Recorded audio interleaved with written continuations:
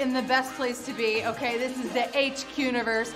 Only the coolest and the smartest come to this club. It is time to rock and roll on another brand new game of HQ Trivia! I feel like Oprah. Are you feeling educated this week? Yeah? If not, are you feeling lucky? I am. I feel so lucky to be here with you as your host, the queen in your phone screen, Anna Roisman. I'm back. hello, it's good to see you. Oh, there I am. I have loved being here for a few weeks now. It's like we're going steady, right? It's like we're dating. Going steady, that's a Throwback Thursday term. Happy Throwback Thursday. I'll always have the right words, you know, but we're in trivia land now. Summer's been super hot, and I mean that literally and figuratively. But according to the Farmer's Almanac, the dog days of summer are over today. I'm not talking about the song, I'm just giving you a little trivia. Looks like we made it through the roughest patch of summer, and some cooler weather is on the way, which is like, thank God, you know, it takes a lot of hairspray to stand here before you in this humidity. In the meantime, load up on ice water, okay, stay in the shade, and of course, play the coolest game inside of your phone, which I see you've already taken care of tonight, and that's not just the smart move, okay? It could be a profitable one. You know what I'm talking about. Or you're saying, tell me more, tell me more. Oh, it reminds me of Grease. Love to Olivia Newton-John, who we lost this week. I'm sorry, I'm thinking about her. Are you thinking about her? Oh, you know I love Grease. Anyway, back to this game. HQ doesn't just ask you to know all of this stuff. We put up the money to motivate you. So if you know your stuff and you answer all 12 of the questions that we are seconds away from hitting, well, you're walking away with a little bump in your wallet. You really are. Or a big bump if the quiz is especially hard and the pool of winners is small. That looks nice. Either way, the night is not over until we have awarded the entire $1,500 prize. Look at that money flying at you. It could be you. It could be you. You know, you could use some of that.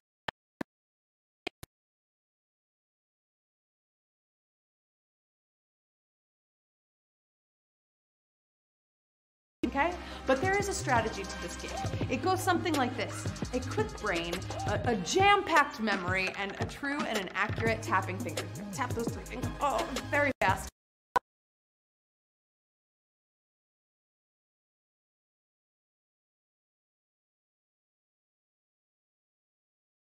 There's no more time to delay. The quizzing hour has arrived, so it's time to brush up, buckle down, take a deep breath, and let's get this game started with question number 1. Which of these movie studios is no longer in operation? Walt Disney Pictures, New Line Cinema, Edison Studios.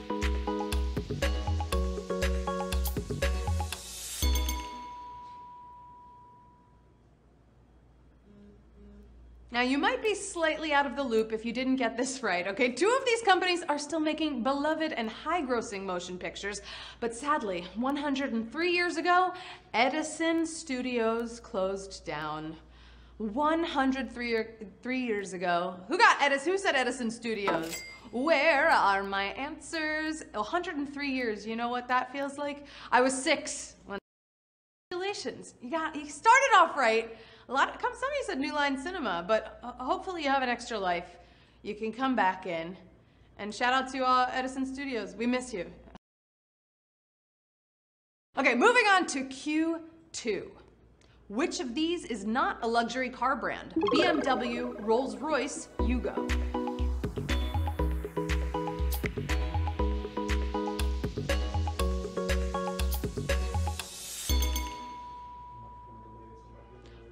One of these was a pretty short-lived brand that never made it to the luxury tier of car making and took some ribbing in America for being lightweight and ugly.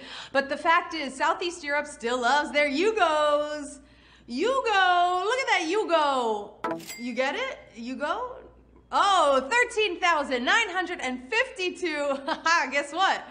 You got it? You go on to Q3. It's that easy. It's beautiful. That's how the game works. All right, Q3.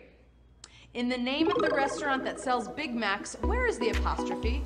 Right before a D, right before the S, right after the S.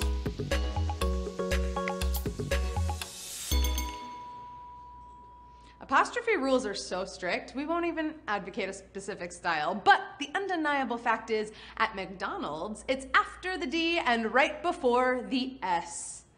I know you had to get that right. Right before the S, who put that answer? Who got it right? Okay, 10,738. Some of you, you know, this is a trivia game. It's not a grammar game, so I'll give it to you. If you didn't get that right, you can come on back in and tell me this. I was trying to say this before. 2 all-beef patties, lettuce, cheese, pickles, onions, special sauce on a sesame seed bun. 2 all-beef patties, special sauce, lettuce, cheese, pickles, onions on a sesame seed bun. Did I get it right? Please, if you know the jingle, sing it, film a video, send it to me on Twitter or on Instagram, because we were discussing it and I was like, who remembers that commercial? All right, moving on. Now that we're all hungry for a Big Mac. Q4.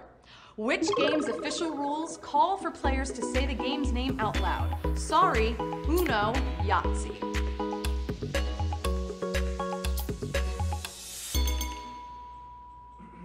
The way people usually play any of these names could come up in the course of the game, but it's actually codified in the rules that when you have one card left, you gotta say Uno. Uno, baby. Who got it right? Uno. And you know I'm gonna say sorry to those who guessed sorry and Yahtzee. Uno, 9,377. You got it right. Remember, there's a 2-card penalty, right? You face a 2-card penalty if you don't say Uno. I forgot the rules of Uno. I haven't played in a while, but I like that you say it out loud. Also, thank you. Someone confirmed here that I did say the Big Mac jingle correctly the second time. You know, practice makes perfect, babe. Moving on to Q5. Guards at Arlington's Tomb of the Unknown Soldier come from what military branch? Army, Navy, Marines.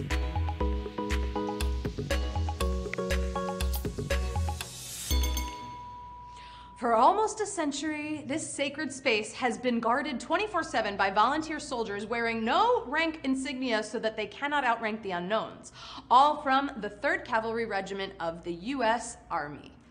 Army is the answer. Woo-hoo-hoo! Wow! And it's also the first savage question of the game. Oh, it's a little savage. Bye-bye to some of you. Army was the answer, but you know what? I mean, we appreciate everyone in the Army, everyone in the Marines, everybody, you know, credit is due where credit is due, but the answer was Army.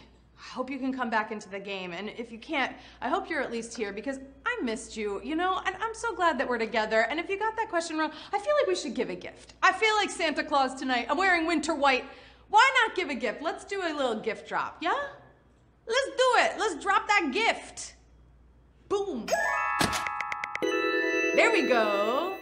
What'd you get? Put it in the chat. Tell me. What'd you get? Did you get a Big Mac? I threw in like 10 Big Macs in there, right? Yeah, I'm pretty sure McDonald's was like, we're in on the gift drop tonight, so let me know if a Big Mac shows up at your door before the end of this game. Before the end, all right? In the meantime, hey, congratulations on your gift. Moving on to Q6. A reference model for Disney's Little Mermaid went on to voice a character in what series? Animaniacs, DuckTales, Powerpuff Girls.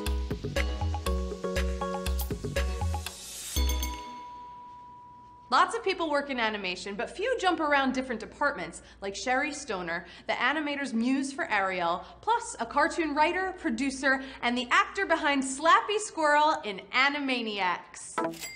You're Animaniacs. Woo! Okay, some of you use that extra life. 2,662. It's good to see you here. It's good to see you back here. What a good show, right? Animaniacs, and then they revived it. Did you like the new revival of it? Let me know. I haven't watched it yet, but I want to know if I should, so hit me up in the chat. But in the meantime, we're going on to Q7. Here we go. Catnip only has a stimulant effect on cats when it is what? Dissolved, eaten, or smelled?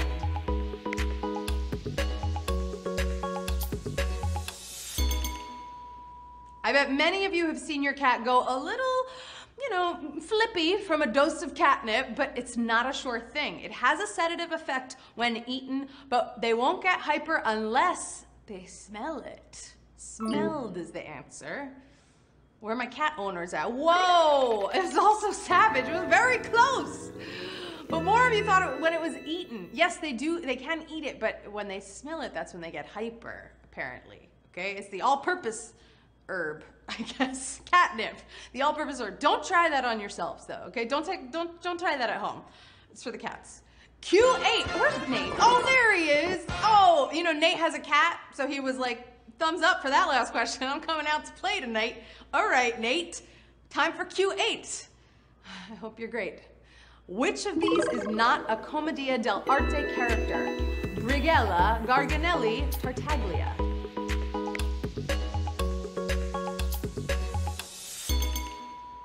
I really leaned into my Italian there. There are a lot of stock characters in this old form of theater, and even if you speak fluent Italian, which I don't, they sound a lot like kinds of pasta, such as the large tube-shaped garganelli. There it was. Garganelli is the answer. That is obviously not a character in the old theater Commedia dell'arte. Congrats to 1,071. You got it. You got it. And you know what? You know your pasta too, I bet, right? Doesn't that sound perfect? Pasta and theater? What a night. That sounds like a perfect night. Also winning HQ, so let's keep going. Q9. How are men's tennis balls different than those used by women in the US Tennis Association? Circumference, coating, or pressure?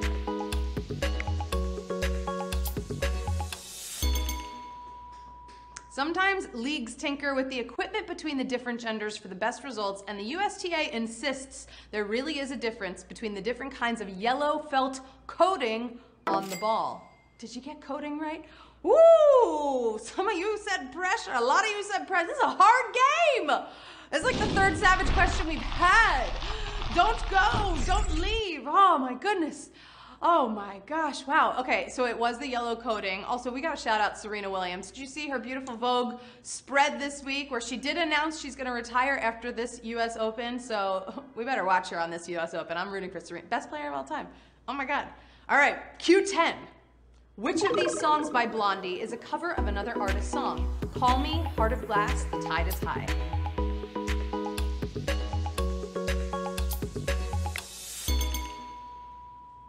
It's hard to tell just from listening if a great song has been performed before, but one clue is if it sounds a lot like another genre of music, like the strong reggae overtones in The Tide is High. Check it out, check it out.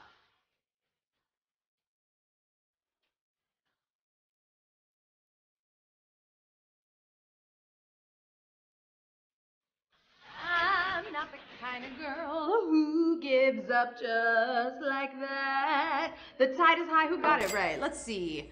Oh no. Oh my gosh, 377. Let me just say, the payout's gonna be major tonight. Major. This is one of the hardest games we've had in a while. Woo! That song was originally by the Paragons, a band from Jamaica. But that song is so good. Anyone can sing that song. I love it. Did you hear me? I'm gonna do a cover of it. All right, shake it off. If it wasn't your question, shake it off. We are on Q11. Project Fantasia was a plot during World War II that involved which kind of animal? Foxes, elephants, mice.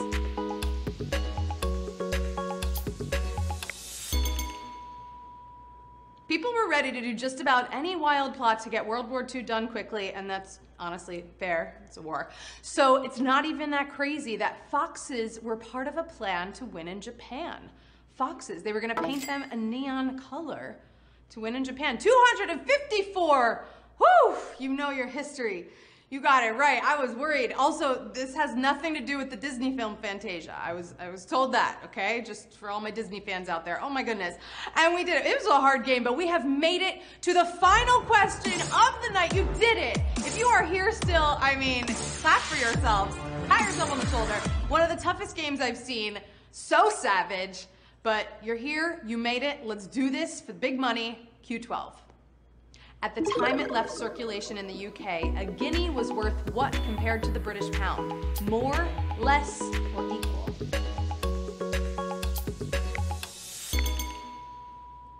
You might still hear the odd Brit say guinea when talking about money, even though there's none in use.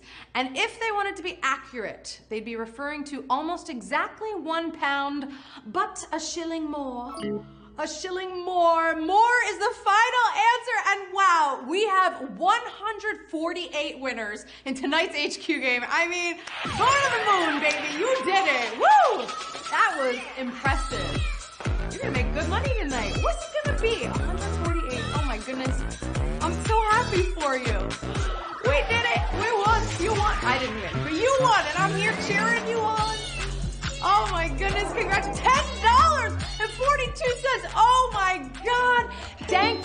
What is it? Dank Jack D. Jack 1976. Sophia 231. Hey, Eugene up there. Look at Eugene in his HQ gear. Love to see it. JL Wark. Katcha with the catnip over there. AM Steele. Congratulations to PTR Jr. Paul Anna. Is that my Paul and Anna? Okay.